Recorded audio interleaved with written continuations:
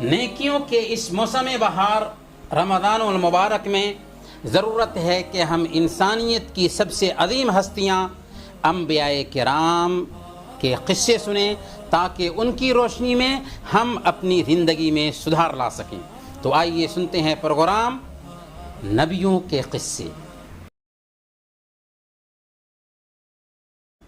الحمدللہ والصلاة والسلام علی قائد الغر المحجلین نبینا محمد وعلی آلہ وصحبہ اجمعین۔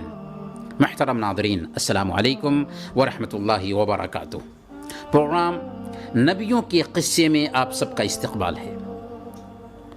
آدم علیہ السلام کی وفات کے بعد آدم علیہ السلام کے بیٹے شیث علیہ السلام نے دعوتی کاز سنبھالی تھی۔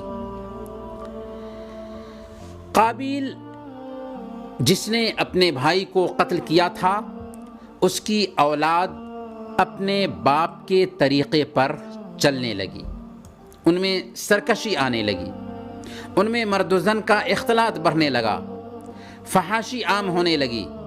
تو حضرت شیث علیہ السلام نے ان کو سمجھایا، لیکن قوم ماننے کو تیار نہ ہوئی۔ کچھ تھوڑے لوگ تھے جو شیث علیہ السلام کے ساتھ باقی رہ گئے تھے، چنانچہ اللہ تعالیٰ نے ان کے بیچ ایک نبی کو بھیجا جنہوں نے قابیل کی اولاد سے جنگ کی، انہیں شکست دے دیا اور انہیں اللہ کی وحدانیت کی دعوت دی۔ چنانچہ 1000 لوگ ان پر ایمان لے آئے۔ انہوں نے اپنے ماننے والوں کی حفاظت کے لیے بابل کی دھرتی کو چھوڑا اور اپنی قوم کے ساتھ ہجرت کر کے مصر پہنچ گئے۔ کیا آپ جانتے ہیں یہ نبی کون ہیں جو شیث علیہ السلام کی مدد کے لیے بھیجے گئے تھے؟ یہی نبی حضرت ادریس علیہ السلام ہیں، جو آدم علیہ السلام کی زندگی میں ہی پیدا ہوئے تھے۔ آدم علیہ السلام کی وفات کے وقت ان کی عمر 308 سال تھی۔ یہ آدم علیہ السلام اور شیث علیہ السلام کے بعد پہلے نبی تھے۔ نوح علیہ السلام کے پردادا لگتے تھے۔ کئی چیزوں کو ادریس علیہ السلام نے اپنی زندگی میں پہلے برتا، جیسے انہوں نے سب سے پہلے قلم سے لکھا، انہوں نے سب سے پہلے کپڑے سل کر کے پہنا، انہوں نے سب سے پہلے ستاروں کی گردش پر غور کیا۔ اللہ تعالیٰ نے قرآن کریم میں 2 مقام پر ان کا ذکر کیا ہے۔ سورہ مریم میں اللہ تعالیٰ نے ان کے بارے میں فرمایا وَاذْكُرْ فِي الْكِتَابِ إِدْرِيسَ إِنَّهُ كَانَ صِدِّيقًا نَبِيًّا وَرَفَعْنَاهُ مَكَانًا عَلِيًّا۔ اس مقدس کتاب یعنی قرآن کریم میں ادریس کا ذکر کیجئے کہ وہ بلا شبہ سچے اور راست باز نبی تھے اور ہم نے ان کو اونچی جگہ پر اٹھا لیا تھا۔ اونچی جگہ اٹھانے کا کیا مطلب ہے؟ مفسرین کہتے ہیں کہ اس سے مراد نبوت، شرف اور مرتبہ میں اونچا اور بلند کرنا ہے۔ البتہ یہ جو بیان کیا جاتا ہے کہ حضرت ادریس علیہ السلام کو 4تھے آسمان پر اٹھا لیا گیا اور وہیں پر آپ کی وفات ہوئی، یہ قصہ صحیح نہیں ہے۔ لیکن قصہ کو ہم ضرور سن لیتے ہیں۔ قصہ کچھ یوں ہے۔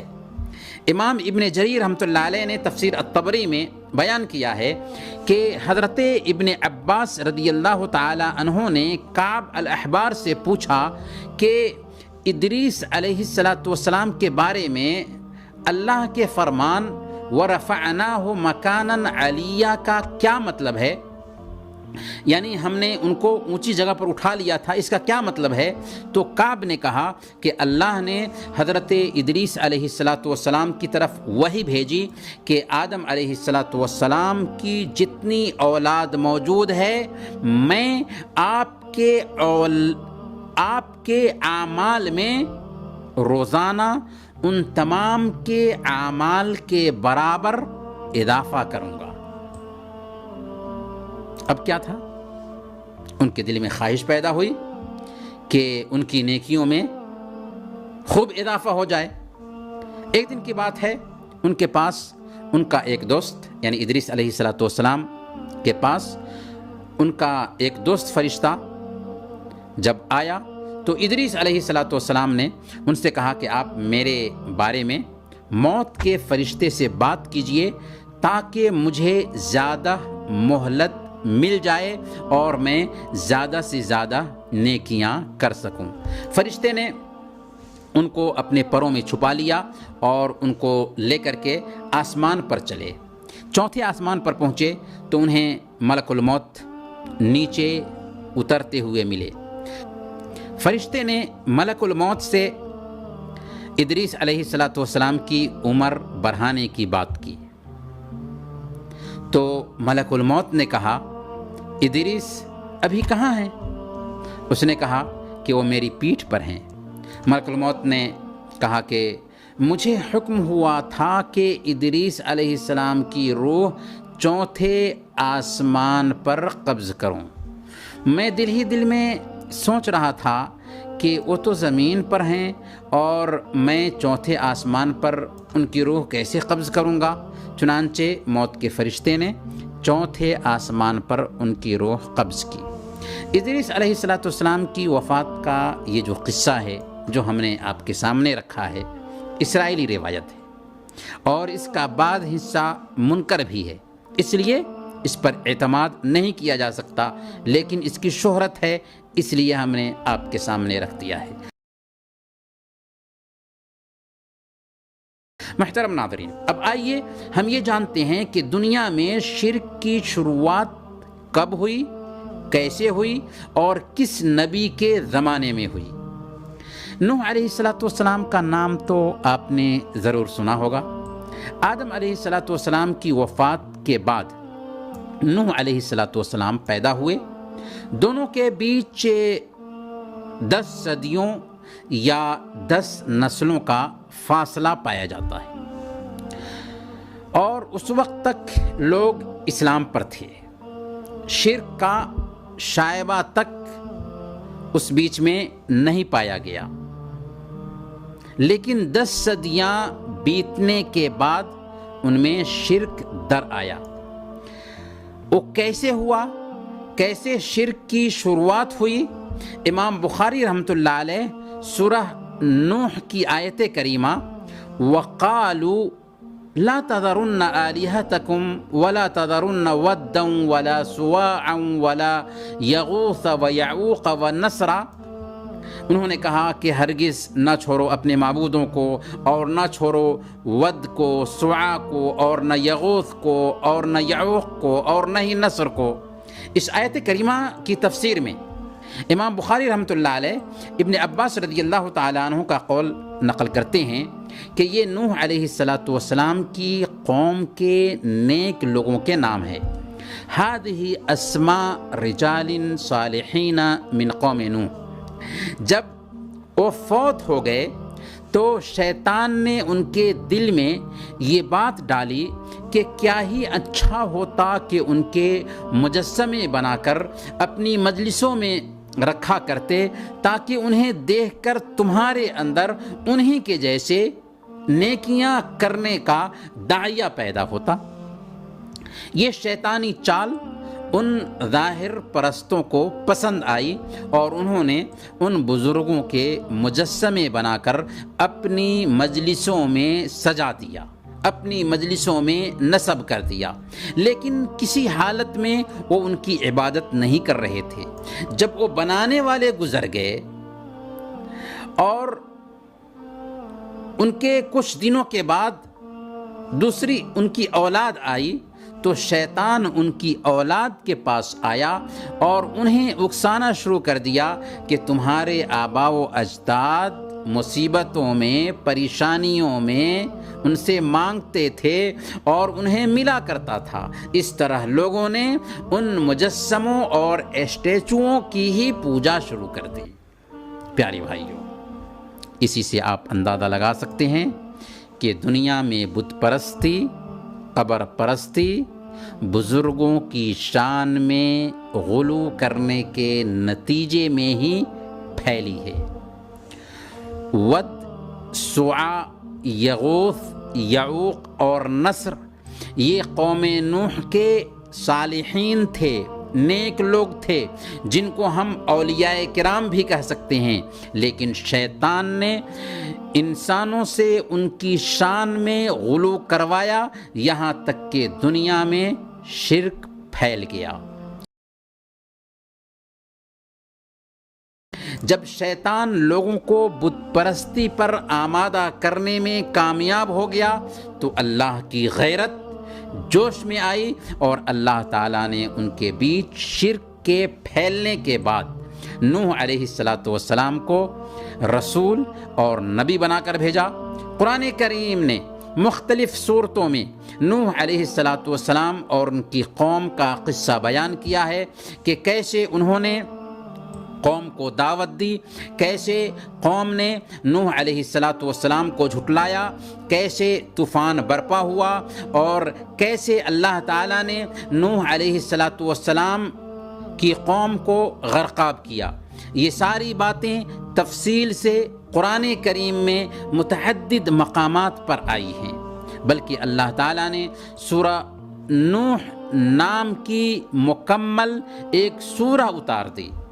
نوح علیہ السلام اپنی قوم کو سمجھاتے ہوئے کہتے ہیں، یا قوم اعبدوا اللہ ما لکم من الہ غیرہ انی اخاف علیکم عذاب یوم عظیم۔